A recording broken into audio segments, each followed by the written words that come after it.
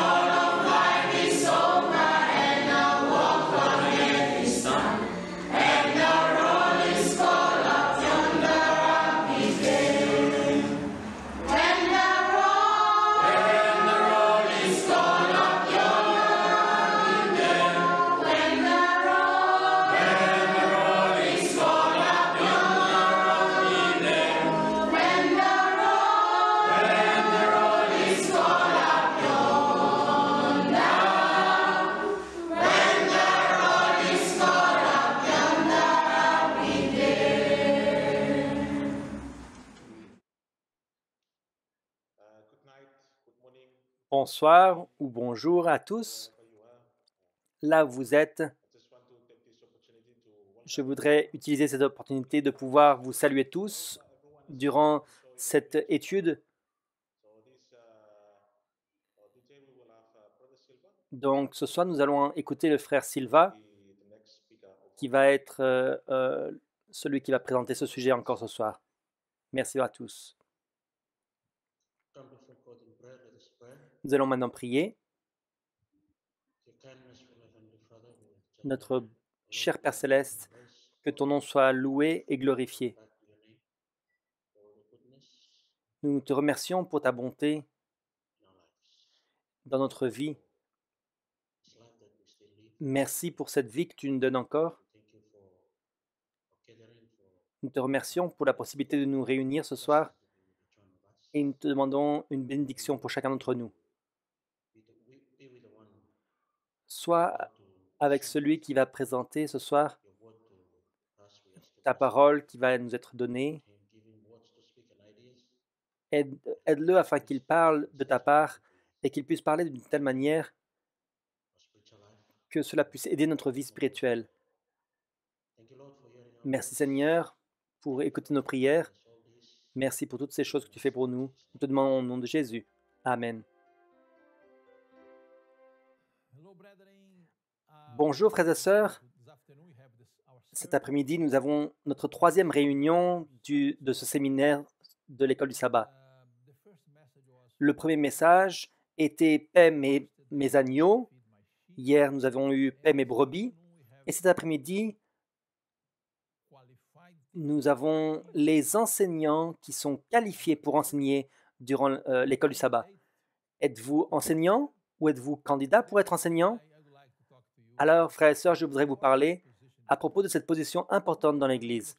Très souvent, lorsque l'Église est organisée, nous avons le dirigeant, le trésorier, le secrétaire, nous avons les dirigeants de département, et certaines personnes disent « Oh, je n'ai que la responsabilité d'être enseignant de l'école du sabbat. » La position d'enseignant de l'école du sabbat est-elle une position importante? Oh oui, frères et sœurs, très, très importante.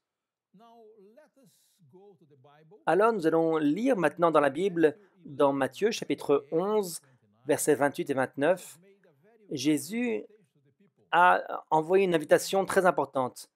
Il dit « Venez à moi, vous tous qui êtes fatigués et chargés, et je vous donnerai du repos.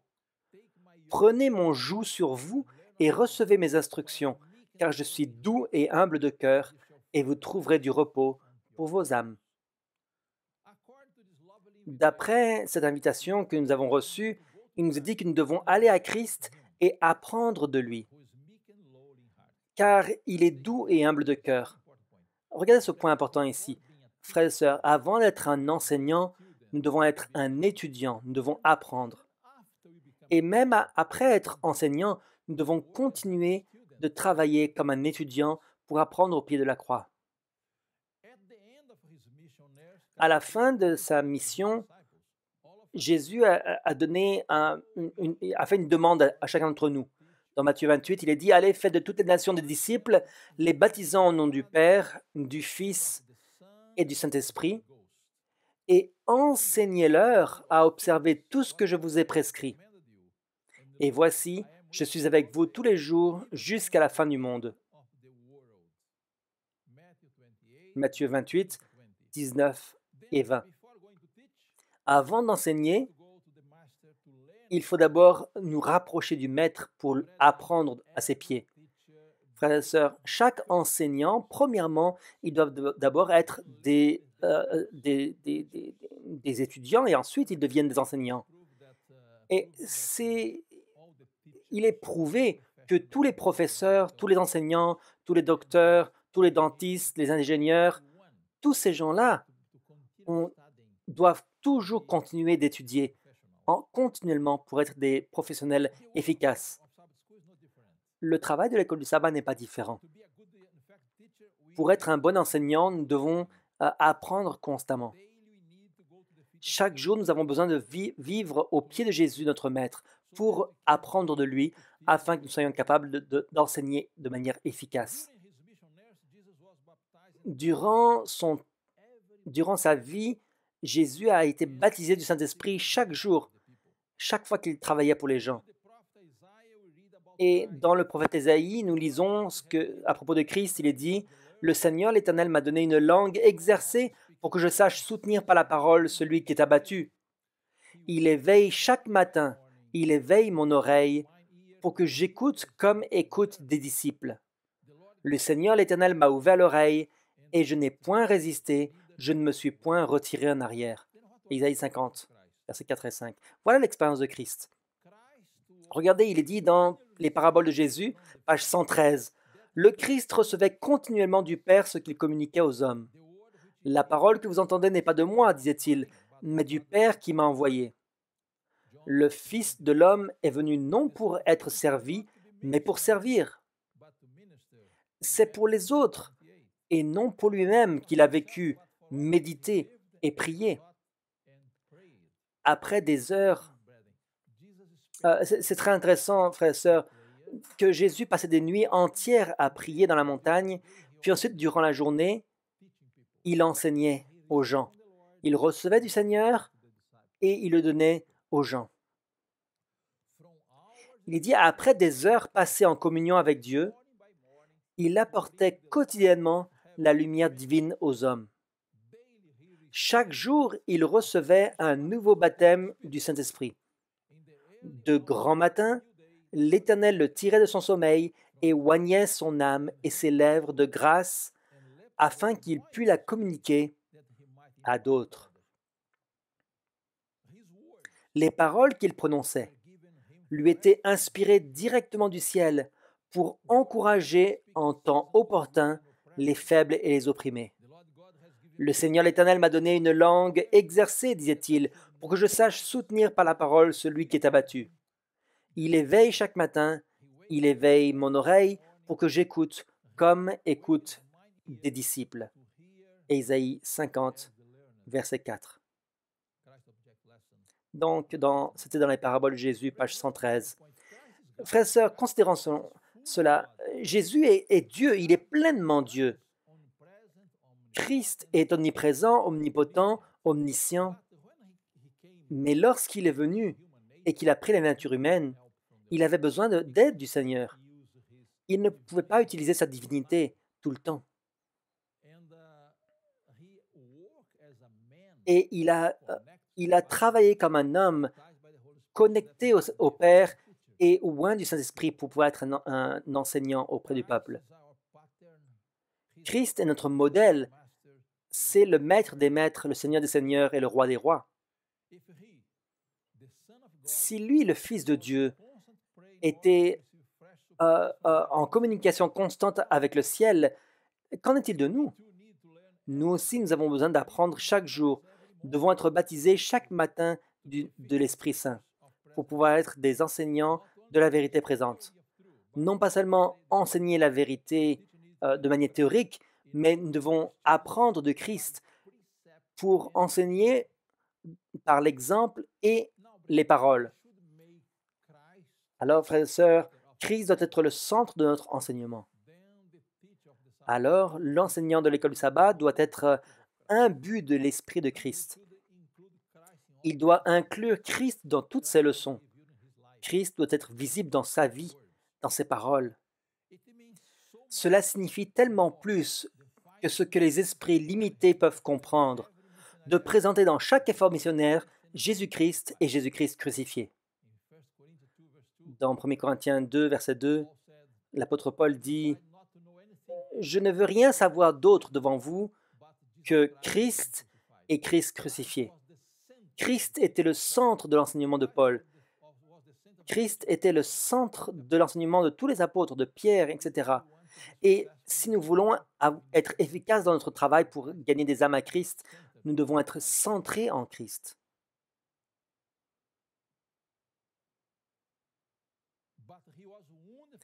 Mais il était blessé pour nos péchés, brisé pour nos iniquités. Le châtiment qui nous donne la paix est tombé sur lui, et c'est par ses meurtrissures que nous sommes guéris. Celui qui n'a point connu le péché, il l'a fait devenir péché pour nous, afin que nous devenions en lui justice de Dieu. Tel doit être le fardeau de notre travail. Si quelqu'un pense qu'il est capable d'enseigner la science de l'éducation dans l'école du sabbat ou dans l'école ordinaire, il doit d'abord apprendre la crainte du Seigneur, qui est le commencement de la sagesse, afin de pouvoir enseigner la plus haute de toutes les sciences. Alors, frères et sœurs, nous avons besoin de qualifications essentielles en tant qu'enseignants. Ceux qui doivent choisir des enseignants doivent faire attention et ne pas choisir des gens qui n'ont pas une bonne influence. Quel est le comportement de l'enseignant? Est-ce qu'il est ponctuel, propre, bien ordonné? Toutes ces qualités sont essentielles chez un enseignant. Comment est-ce qu'il peut enseigner correctement à sa classe s'il n'est pas ponctuel, s'il n'a pas de l'ordre dans sa vie? Si l'enseignant n'est pas à sa place et que la classe s'amuse toute seule et l'enseignant arrive en retard précipitamment, son influence guidera les gens à être désordonnés et manquer de ponctualité. Ce sont des points très importants, frères et sœurs. Ce n'est pas si difficile d'enseigner de manière théorique, fais ceci, fais cela, la parole de Dieu fait ceci, dit cela. Mais nous devons donner un exemple, nous devons vivre. Un bon enseignant, ce n'est pas seulement celui qui a une connaissance intellectuelle, c'est très bien, c'est vrai, mais nous devons vivre ce que nous enseignons. Un autre point, frères et sœurs, il est dit, des esprits équilibrés et des caractères symétriques sont nécessaires pour enseigner dans chaque branche. Des esprits équilibrés à nouveau et des caractères symétriques sont nécessaires pour enseigner dans chaque branche. Ne remettez pas ce travail entre les mains de jeunes femmes et de jeunes hommes qui ne savent pas comment s'y prendre avec l'esprit humain. Ils connaissent si peu le pouvoir de contrôle de la grâce sur leur propre cœur et caractère qu'ils doivent désapprendre et apprendre des leçons entièrement nouvelles dans l'expérience chrétienne. Ils n'ont jamais appris à maintenir leurs propres âmes et leur caractère sous la discipline de Jésus-Christ et à soumettre leurs pensées à Jésus.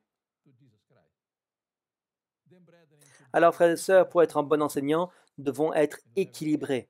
Nous devons avoir un caractère équilibré aussi.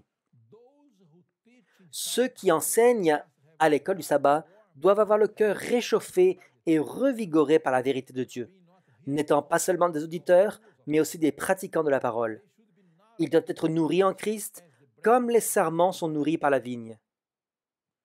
Les rosées de la grâce céleste doivent tomber sur eux, afin que les cœurs soient comme des plantes précieuses dont les bourgeons s'ouvrent, se développent et dégagent un parfum de gratitude, comme des fleurs dans le jardin de Dieu.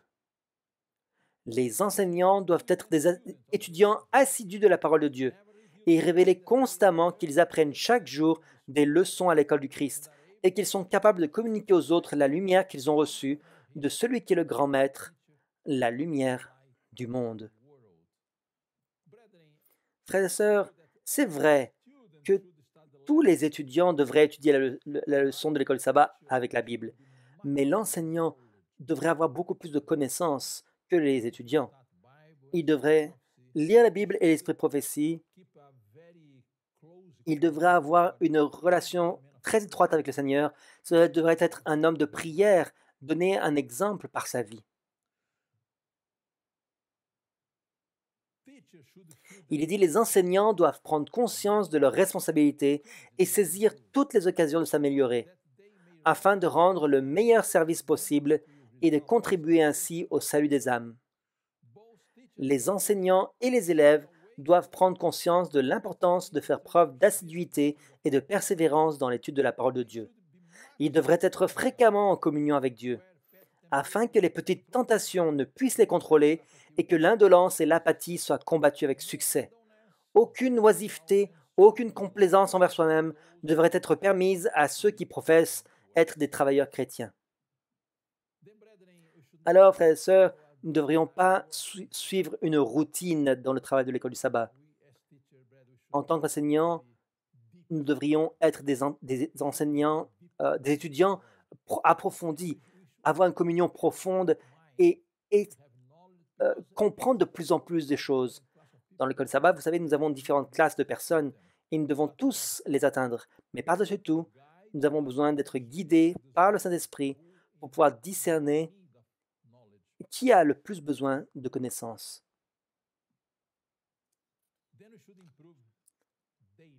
Alors, nous devrions nous améliorer chaque jour, continuellement. Et frères et sœurs, en revenant au début, Christ avait dit « Apprenez de moi ». Après avoir appris de Christ, là, il dit maintenant « Allez et enseignez ». Nous ne sommes pas capables d'enseigner si nous n'avons pas d'abord appris de Jésus. Et comme Christ a passé beaucoup de temps en prière et en communion avec le Père, guidé par le Saint-Esprit, nous avons besoin de la même chose. Nous avons besoin d'être guidés par l'Esprit Saint. Nous avons besoin d'avoir une communication concrète avec le Saint-Esprit et avec Dieu. Je répète, frères et sœurs, nous avons besoin d'un grand réveil dans nos écoles du sabbat. Nous avons besoin de regarder à Christ, étudier sa parole, prier, et alors nous pourrons enseigner. Que le Seigneur nous aide afin que nous puissions être efficaces, des enseignants efficaces, pour amener des âmes à Jésus-Christ. Et si nous sommes fidèles, lorsque Christ reviendra, nous verrons le résultat de notre travail. Que le Seigneur nous bénisse, que le Seigneur nous baptise de son Esprit Saint et que le Seigneur nous guide dans ce travail pour gagner des âmes pour lui. C'est mon vœu et ma prière. Que le Seigneur vous bénisse richement. Amen. We are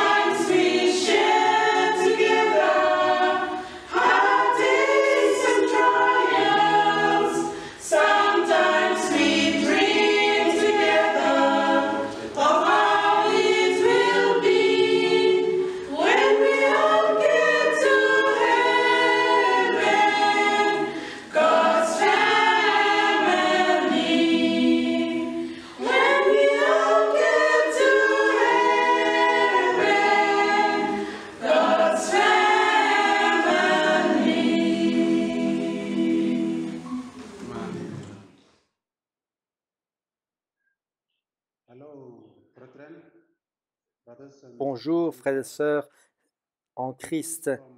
Salutations des îles du Vanuatu, du frère Wesley Moses. Le département de l'école Saba est un grand succès depuis son début en 2002. Nous avons maintenant 20 branches de l'école Saba et je crois que dans différentes parties du monde, nous avons d'autres branches encore.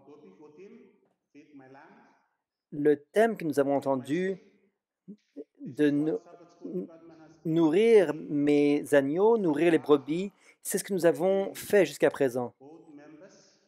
Nous avons nourri les membres, les jeunes, les plus âgés et aussi les visiteurs. Même si l'anglais est notre troisième ou quatrième langue, la plupart d'entre nous comprennent les messages de l'école du sabbat.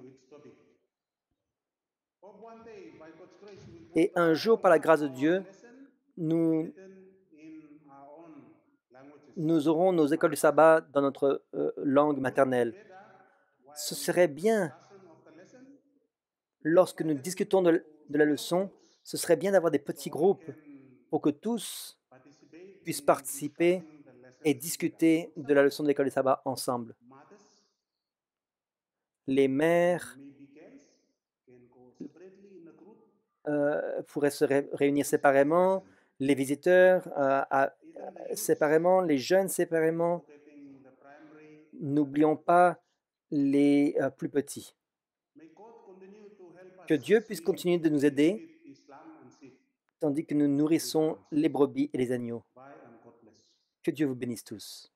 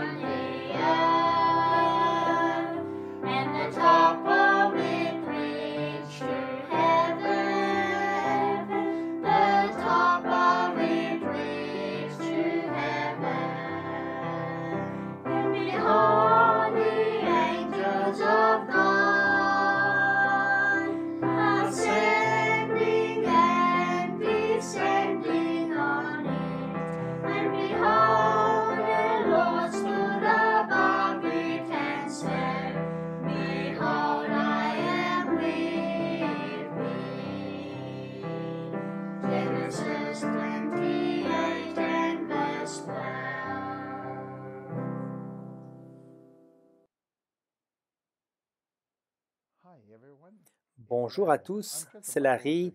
Je suis un ouvrier biblique ici à Sydney en Australie. Je travaille comme traducteur et aussi pour vérifier les traductions de l'anglais vers les langues des îles Samoa. Et je me suis demandé quel bénéfice ai-je de la traduction. Premièrement, j'apprends beaucoup de choses, de nouveaux mots dans l'école du sabbat.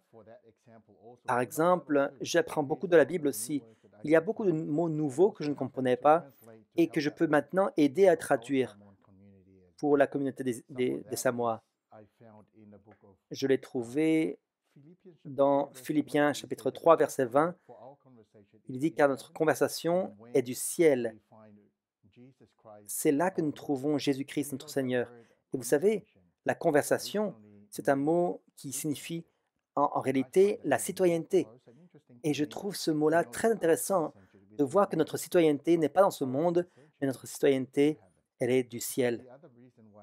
Et l'autre raison pour laquelle j'aime faire ce travail, c'est d'aider aussi les autres. Je trouve que aider les autres, en aidant les autres, je m'aide moi-même. Ces leçons ne sont pas seulement pour nos membres, mais c'est une étude biblique. Et ce sont des questions et des réponses de la Bible.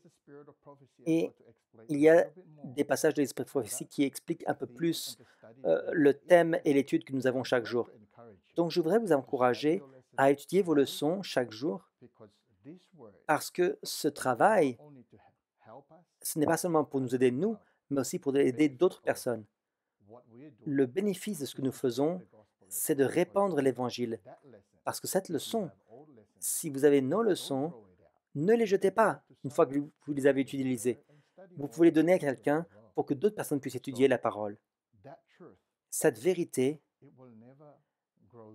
elle ne va jamais vieillir. Que le Seigneur vous bénisse et continuez d'étudier vos leçons. Que Dieu vous bénisse tous.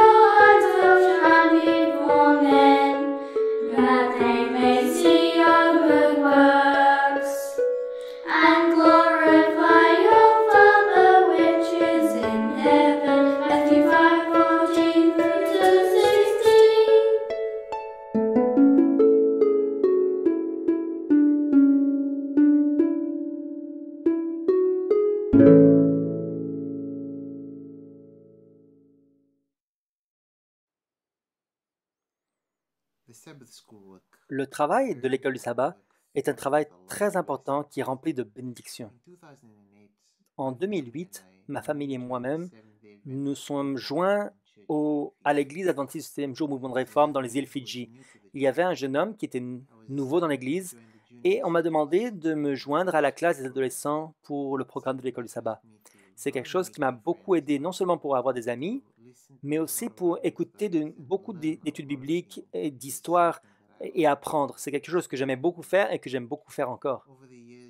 Et au fil des années, je me suis joint à la classe des adultes et j'ai appris comment utiliser la leçon de l'école du sabbat pour les adultes. Et en 2015, j'ai obtenu ma première copie de la leçon de l'école du sabbat qui étudiait le livre d'Ésaïe, la partie 1. Et c'est grâce à cette leçon que Dieu a vraiment travaillé dans ma vie. Il m'a aidé pour que 1 an plus tard, j'ai donné ma vie à Jésus et je me suis baptisé. Cela m'a beaucoup aidé pour pouvoir devenir mature dans ma vie en tant que chrétien, étudier la Bible en profondeur et faire tout ce que je peux faire pour suivre la parole de Dieu. Et je crois que je ne suis pas le seul dans ce cas.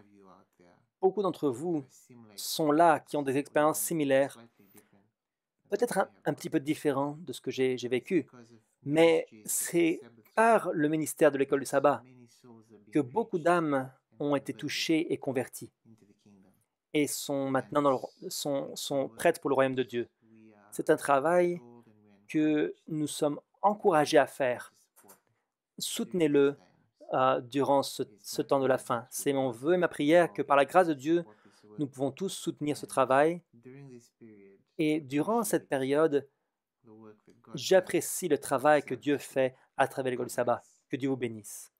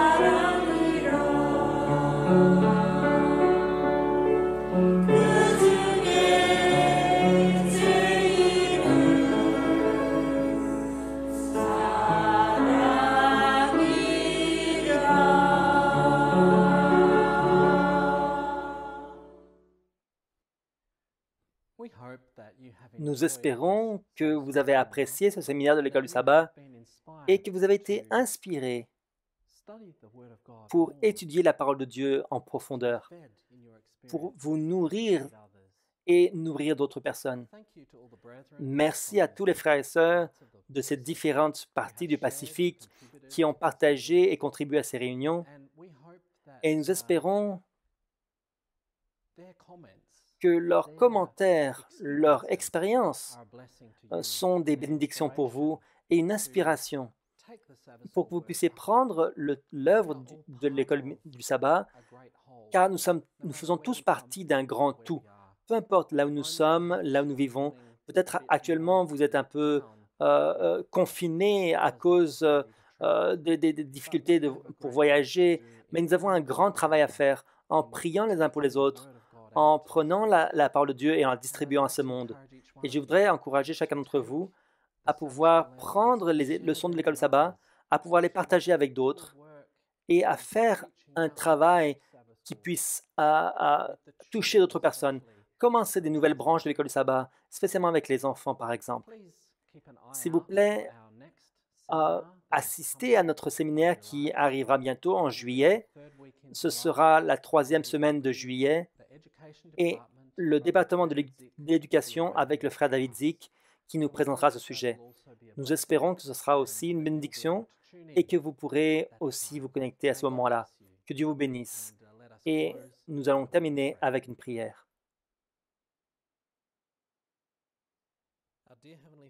Notre cher Père Céleste, nous te remercions pour nous avoir donné à nouveau ces pensées que nous avons considérées de notre grand besoin pour que nous puissions utiliser l'école du sabbat pour être un moyen de toucher les gens qui nous entourent.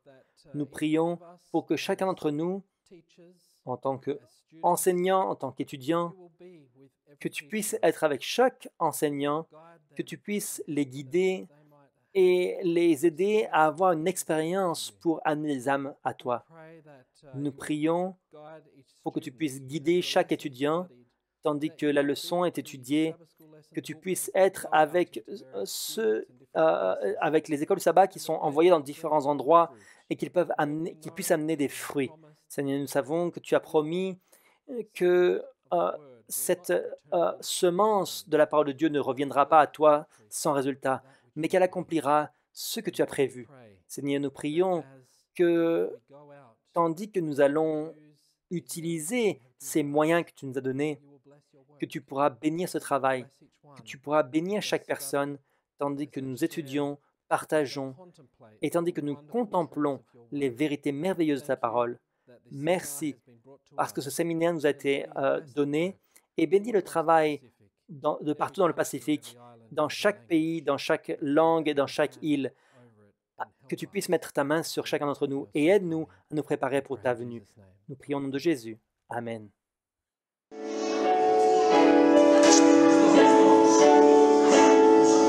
Jesus.